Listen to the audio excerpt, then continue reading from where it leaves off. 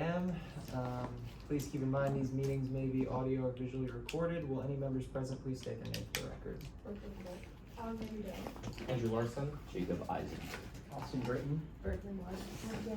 Matthew Bravo is chair with 8 members of the committee present. Quorum has been established. Will any members of the public please state their name for the record? Tyler Sklar. Julia Cipher. Alright.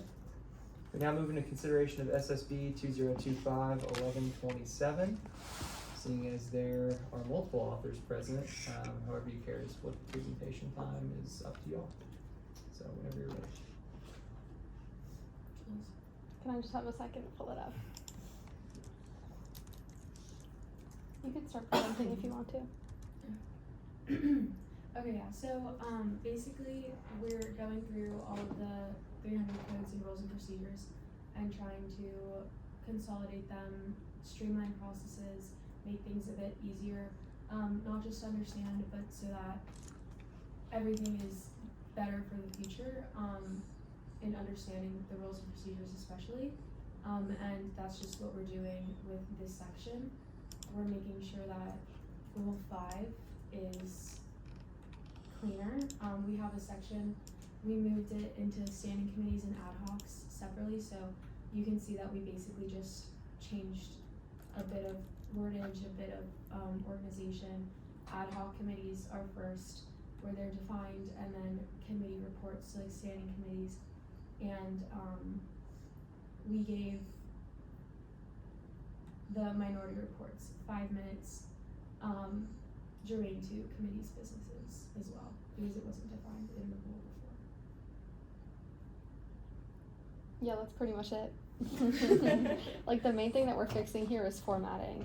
There's a lot of inconsistencies within the codes. I do just want to note that before, when I had submitted SSB 2025-1121, I had made some edits, and then I decided that the bill was kind of doing like multiple different things in one, and so we just kind of stuck to doing one thing to the bill, and that was decided here in the committee. So this piece of legislation is kind of the second half of that. And the reason why it's like, you can see the entire section is struck at the bottom, and I just, like, everything is just straight up rewritten at the top, is because there was too much to, like, do in the same line, so we felt like this was reasonable. And I'm here and willing to answer any questions, and obviously so is Abigail. I leave the rest of my time. Alright. We now move into question and answer period. Do I hear any questions from the committee? Am I correct that the only technical change is limiting the time of minority reports, and other than that it's just clarifying format? I'll walk everyone through the major changes in this. So basically, the first thing that this does is it gives a little section for the types of committees at the top, and then basically saying that you need to refer to Rule XI in order to see what's up with the standing committees. Also, for ad hoc committees, let's see, that I need to be regularly informed of ad hoc committee business. Also, committee reports are only for standing committees unless, or no, that's not true. Ad hoc committees have to report also during committee reports if they have anything, or let me know. For standing committee reports, only the committee chair or someone who they specifically designate to give the report can give it, and it must be a senator, which was not super clear before. And then there are no minority reports for ad hoc committees, because I don't really know why there would be. And then minority reports in general for all the standing committee reports are now going to be 5 minutes. And this change I thought was reasonable, because normally when individuals give minority reports, and first I want to emphasize that it's not a minority party report, it's like a minority opinion report. So even I could give a minority report, for example, on the replacement and agenda committee if I disagreed with anything. If someone has a significant disagreement, they should 100% be using the debate period given to them when arguing over either a piece of legislation or nomination or whatever is going on. As opposed to, I guess, just saving it for the minority report where no one would even be able to respond, and that way it's a more productive conversation as opposed to just like a monologue. But I do think that it is important for people to have this right just in case they need it. And I've never really seen anyone use the full 10 minutes to talk about anything other than something they've already said in that meeting. So I think 5 minutes is completely appropriate and would hopefully encourage more people to use a debate period. Awesome, thank you.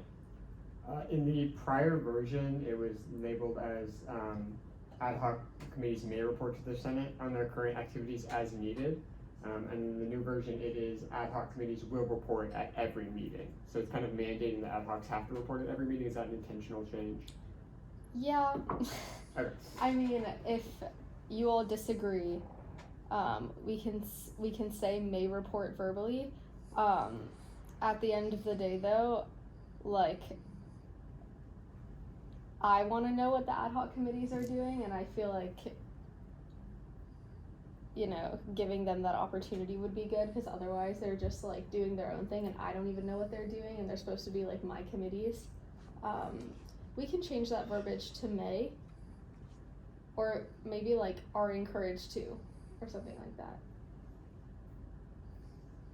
I feel like are encouraged to is good, because that way they can like let me know. That's not something I really care a lot about. It's more just like they should be telling Senate what they're doing every week, because they should be productive, and then they should be like dissolved after they do what they need to do.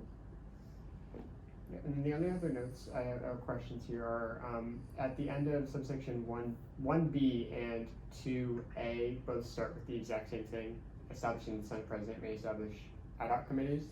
So it's actually verbiage kind of repeated there. And then the end of 2A-I and 2A-2 are the exact same, stating that the Senate may discharge them by a 2/3 vote. So I guess my question is, for that first one, did you want that repeated? I think the second one we could very much clean up that language, but for the first one, do you think that having both sections there is necessary? Yeah, I think it was intentional for 2A because I wanted to redefine ad hoc committees that are like with a super specific definition. And I feel like it should be clear that the Senate President is establishing them, and so I don't have a problem with it being in both places. You all can make whatever changes you want to do as long as it's really clear that it's the Senate President that's establishing them and they're not just like created. And then secondly, it is saying two different things. The Senate may remove any member of an ad hoc committee by a 2/3 vote, or discharge the committee as a whole by a 2/3 vote. Yeah, I just can't read properly. So No, it's okay. It's like the language before this was even more confusing. So. And that is time in the question and answer period. We now move into 5 minutes of debate. Do I hear any debate? Hey, I think it's a great bill. Alright, do I hear any further debate? Alright, hearing none, we now move into motions. Do I hear any motions at this time? I move to pass SSB 2025-1127 by unanimous consent. There's been a motion made to pass SSB 2025-1127 by unanimous consent. Are there any objections? Hearing none, that motion passes. Alright. We are now in line for SSB 2025-1128. Seeing as there is no author or sponsor present, we now move directly into debate. I'll give everybody a little bit of time to read over it.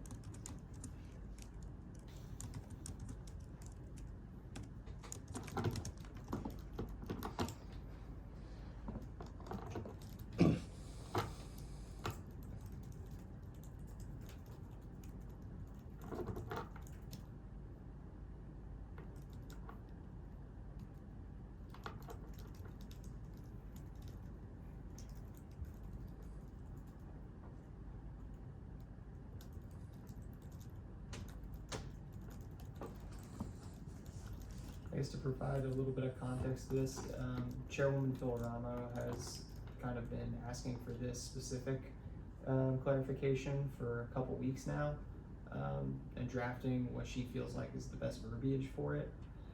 She saw it as kind of an oversight within the exam documentation absence guidelines that you couldn't use the course syllabus to show a scheduling conflict. And whereas that's worked in the past for other clubs, organizations around campus, she thinks it should be the same percent. So that's it for me.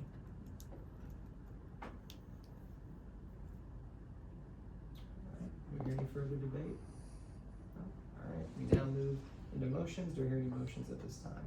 I move to pass SSB 2025-1128 by unanimous consent. Alright, there's been a motion made to pass SSB 2025-1128 by unanimous consent. Are there any objections? Hearing none, the motion passes. Seeing all legislation on the docket is complete, I adjourn this meeting at 11:10 a.m.